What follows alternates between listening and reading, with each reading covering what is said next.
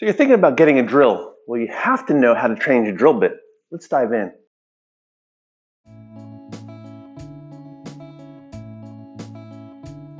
The part of the drill where the drill bit goes in, that's called the chuck. These cordless drills have comfort grips. That is, there's no chuck key for you to tighten down on the bit. These drills have a chuck key. Chuck is love. No, not Chucky. Chuck key. The chuck key fits in the teeth on the chuck and tightens it down against the bit. You can see we did the smart thing on this one and attached the chuck key to the cord, because sometimes you lose the chuck key. You can also, with your grip, tighten down on the chuck. Put the drill in the forward direction, put your bit in,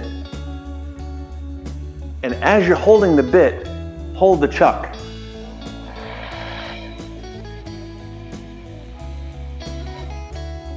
And that once it's snug, that last little bit, grab the chuck and tighten up.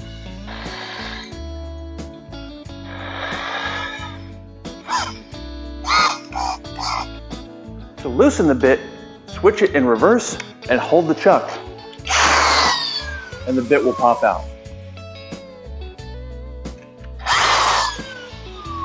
You will develop some serious calluses on your hand though.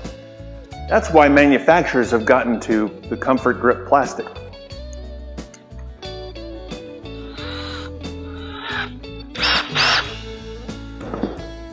That's also why bit manufacturers have added the hex shank.